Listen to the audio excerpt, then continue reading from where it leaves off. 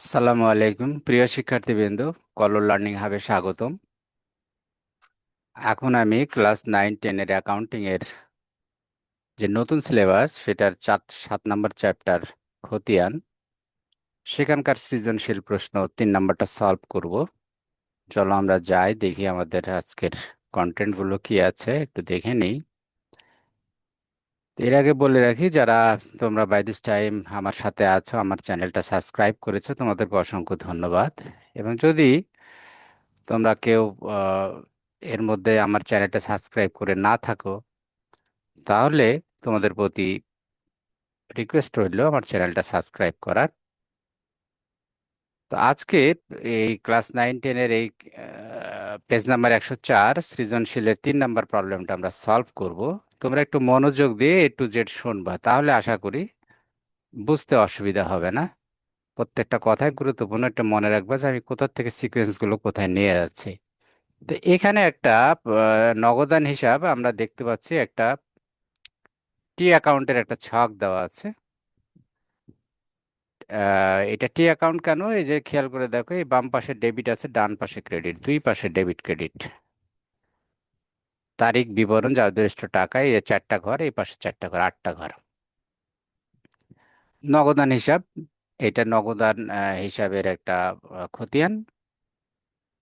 তো এখন কয়ে বলছে মামুন এন্টারপ্রাইজের উপযুক্ত আহ, নগদান হিসাবের উদ্বৃত্ত নির্ণয় করো। তা আমরা জানি যে টি অ্যাকাউন্টে উদ্বৃত্তটা মাসের শেষে করতে হয়, বা অনেক সময় সাপ্তাহিকভাবে করে বা 15 দিন পর করে। তো আমরা এখানে মাসের শেষের হিসাবেই করব, জানুয়ারির ডাটা দেওয়া আছে এখানে, কিন্তু এখানে কোনো ব্যালেন্সিং দেওয়া নাই। তো ব্যালেন্সিংটা আমরা কিভাবে করব, এটা আমরা দেখব। খ নাম্বার বলতেছে যে যে জাবেদা করতে বলছে জানুয়ারি মাসের, অর্থাৎ এই যে এখানে যে অ্যাকাউন্টগুলো আছে, এই যে নগদানে খতিয়ান, এই খতিয়ানে যে হিসাবগুলো আছে এগুলো কিন্তু সব জাবেদা থেকে আসছে। এর প্রত্যেকটা জাবেদা, এখান থেকে আমরা জাবেদাগুলো তৈরি করব। জাবেদা তৈরি করা নাই, এই খতিয়ানে যে কটা হিসাব আছে এর সংশ্লিষ্ট হিসাবের জাবেদাটা আমরা করব। গয়ে বলছে চলমান জেড ছক অনুপূর্বক বিক্রয় হিসাব, ব্যাংক হিসাব, বেতন হিসাব ও উত্তোলন হিসাব প্রস্তুত করো। আরো কয়টা খতিয়ান করতে বলছে, সেটা বিক্রয়, ব্যাংক, বেতন, উত্তোলন কি হিসাবে, চলমান জেড ছক। তাহলে ক খ গ 3টা প্রবলেমে আমরা পড়লাম। তাহলে প্রথম হচ্ছে যে উদ্বৃত্ত নির্ণয় করা। তো উদ্বৃত্ত নির্ণয় আমরা নিচে সমাধান করেছি। এইখানে আমরা এটা একটু উপরে উঠাই নিই, সবচেয়ে বেটার। এইখানে দেখো কি কি দেওয়া ছিল। আমরা ছকটা যদি দেখি, জানুয়ারির 1 তারিখে ব্যালেন্স দেওয়া ছিল 20,000, আর বিক্রয় দেওয়া ছিল 17,000, আর ডান পাশে দেওয়া ছিল ব্যাংক হিসাব 22,000, বেতন 3,000, উত্তোলন 1,000। আচ্ছা, এখন ব্যালেন্স করতে হলে এটা ডেবিটের। আমরা যদি একটু খেয়াল করে দেখি, এখানে যে ইয়াগুলো দেওয়া আছে আমাদের এই প্রবলেমটাই, ডেবিট পাশে কত আছে, ডেবিট পাশে আছে 37,000, 20 আর 17, 37। আর ক্রেডিট পাশে আছে কত, 22 আর 3 25, আর 1 26। তাহলে ডেবিট পাশে বেশি আছে। তো এটা নগদান হিসাব। সাধারণত আমরা জানি যে সম্পদ এবং খরচের যে হিসাবগুলো আছে এগুলো ডেবিট ব্যালেন্স হয়, ডেবিট পাশে উদ্ধৃতি বেশি থাকে, সবসময় ডেবিট বেশি হয়। তো এখানেও আমরা দেখতে পাচ্ছি তাই, ডেবিটে আছে 37 ডেবিট সাইডে, আর ক্রেডিট সাইডে আছে 26,000। তাহলে আমরা ব্যালেন্সিংটা এখানে করব। তাহলে ডেবিট পাশের এই যে ডেবিট 20 আর 17 যোগ করে হলো 37। এই 37কে আমরা ডান পাশে নিয়ে গেলাম, নিয়ে বসালাম। বসানোর পরে 22 আর 3 আর 1, তাহলে 22 আর 3 25, আর 1 26, এই 26 37 থেকে বিয়োগ করলাম।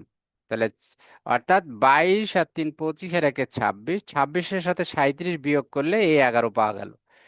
তো অন্যভাবে বলতে গেলে এখন 22, 3, 1 আর 11 এইগুলো যোগ করলে 37 হবে।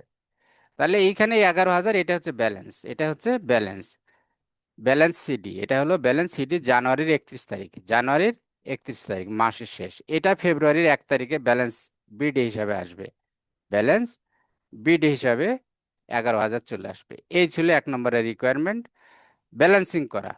আচ্ছা, 2 নম্বরে কি বলছে, 2 নম্বরে বলছে যে খতে জাবেদা করতে হবে। তো জাবেদাগুলো একটু আমরা যদি একটু চিন্তা করি। আচ্ছা, এই যে জানুয়ারির 1 তারিখে যেটা আছে সেটা তো ব্যালেন্স, এটার নতুন করে আর জাবেদা করার কিছু নেই, এটা ব্যালেন্স আসছে আগের থেকে। আসলে লেনদেন কোনটা কোনটা আছে, এই যে জানুয়ারির 2 তারিখ আছে, আমরা তারিখ অনুযায়ী সিরিয়াল যাই। তাহলে জানুয়ারির 2 তারিখে আছে বিবরণের ঘরে ব্যাংক লেখা এবং ক্রেডিট পাশে 22,000, এটার মানে কি?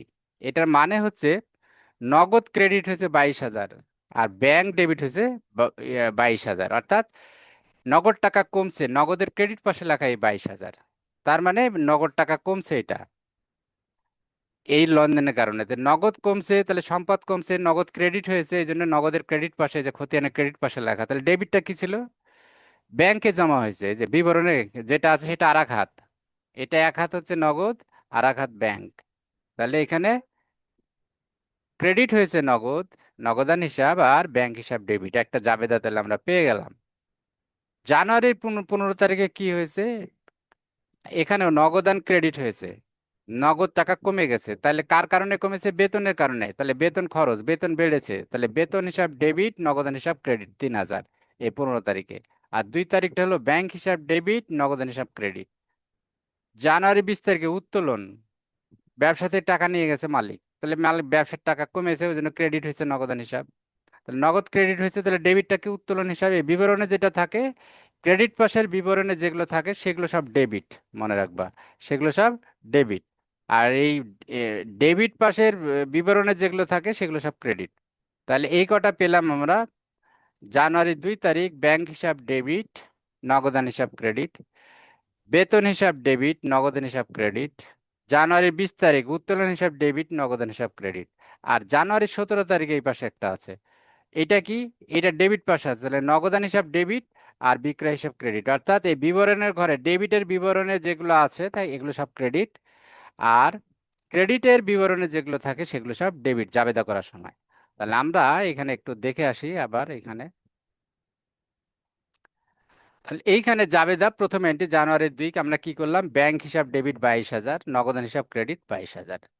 জানুয়ারি 15 তারিখ বেতন ডেবিট 3,000, নগদান ক্রেডিট 3,000। জানুয়ারি 17 তারিখ নগদান ডেবিট 17,000 আর বিক্রয় ক্রেডিট। আমরা বলেছি যে ওখানে নগদ ডেবিট হয়েছে, নগদের ডেবিট পাশে লেখা আছে, তাহলে নগদ ডেবিট হয়েছে। আর এই ব্যাংক বেতন এগুলো লেখা আছে ক্রেডিট পাশে, তাহলে নগদান ক্রেডিট হয়েছে এইসব জায়গায়।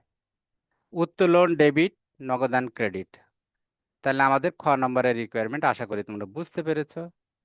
তাহলে গতে কি আছে? গতে বলছে যে এই কটা হিসাব করতে হবে: বিক্রয়, ব্যাংক, বেতন, উত্তোলন, চলমান জের। তাহলে আমরা চলমান জেরের ছকটাকে দেখি। আচ্ছা, প্রথমে বলছে চলমান জের ছক অনুযায়ী আমরা করছি এখানে। তাহলে বিক্রয় হিসাবের এই চলমান জেরের ছকটা একটু দেখে নেবে। তারিখের পরে বিবরণ থাকে, তারপর জাবেদা পৃষ্ঠা, তারপর ডেবিট টাকা, ক্রেডিট টাকা, উদ্বৃত্ত বা জের, এটা ডেবিটের একটা থাকে, ক্রেডিটের একটা থাকে। তো বিক্রয় যখন আমরা করতেছি মনে রাখবা বিক্রয় হিসাব কি হয়েছে? ক্রেডিট। আর ডেবিট কে কি হয়েছিল? আমরা যদি একটু দেখে আসি, বিক্রয়ের এই যে এখানে ডেবিট হয়েছিল নগদান, ডেবিট হয়েছিল নগদান, আর বিক্রয় হয়েছিল ক্রেডিট। তাহলে আমি হিসাব করছি ওইখানে খতিয়ানটা বিক্রয়ের, তাহলে খতিয়ানটা বিক্রয়ের, বিক্রয় ক্রেডিট হয়েছিল, তাহলে আমি ক্রেডিট পাশে লিখবো আর বিবরণের ঘরে নগদান লিখবো, কারণ নগদানটা হলো আর এক হাত।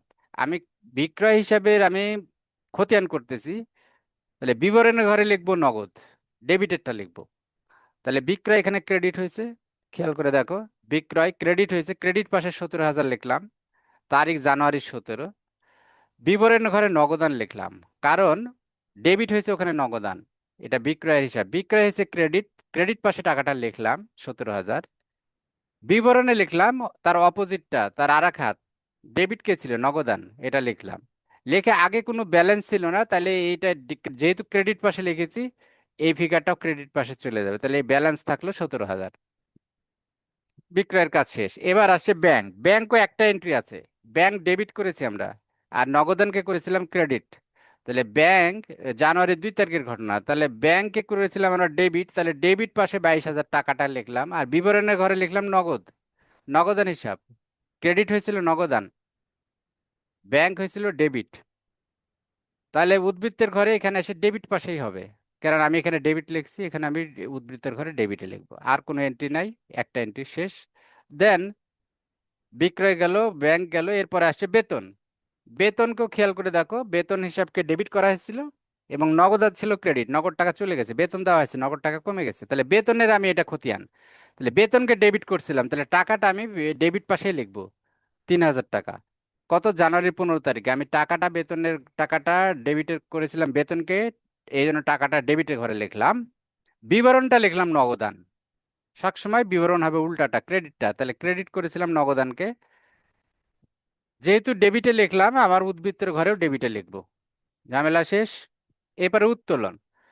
উত্তোলনের ঠিক একইভাবে উত্তোলনকে ডেবিট করা হয়েছিল, আর নগদান হিসাব করা হয়েছিল ক্রেডিট, নগদ টাকা চলে গেছিল সম্পদ। তাহলে উত্তোলনকে ডেবিট করছি, তাহলে আমি ডেবিটের ঘরে লিখলাম উত্তোলন 1,000, বিবরণের ঘরে কিন্তু নগদ আর টাকাটা লিখলাম নগদ, আর তারিখটা তো দিতে হবে জানুয়ারি 20। তাহলে ডেবিটে লিখলাম, উদ্বৃত্ত জেরের ঘরে আমি ডেবিটে লিখবো। আচ্ছা, এটা হলো কপি পেস্টের প্রবলেম।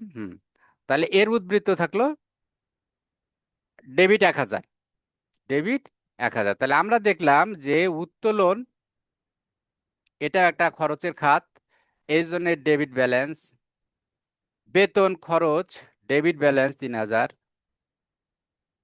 ব্যাংক এটা সম্পদ, ডেবিট ব্যালেন্স 22,000। বিক্রয় এটা আয়, ক্রেডিট ব্যালেন্স 17,000। অর্থাৎ আমরা জানি ব্যয় এবং সম্পদ এদের ডেবিট ব্যালেন্স হয়, আয় দায় আর মূলধন এদের ক্রেডিট ব্যালেন্স হয়। তাহলে আমরা সেই প্রমাণটা এখানে পেয়ে গেলাম। তো এই ছিল আলোচনা ক খ গ, আশা করি তোমরা বুঝতে পেরেছো। এরপরে যদি কারো কোনো বুঝতে অসুবিধা থাকে, আশা করি তোমরা আমার সাথে যোগাযোগ রাখবে, এবং যদি আলোচনা তোমাদের মনোপুত হয়ে থাকে, বুঝতে পারো ঠিকভাবে, আমার চ্যানেলটা সাবস্ক্রাইব করবে, এটুকু অনুরোধ তোমাদের প্রতি রইল। নতুন নতুন ভিডিওগুলো আপলোড হওয়ার সঙ্গে সঙ্গে যাতে তোমরা পেয়ে যাও, এবং বন্ধু বান্ধবদের মধ্যে শেয়ার করবে। তো আবারও কথা হবে নতুন পর্বে। Thank you very much. আল্লাহ হাফেজ।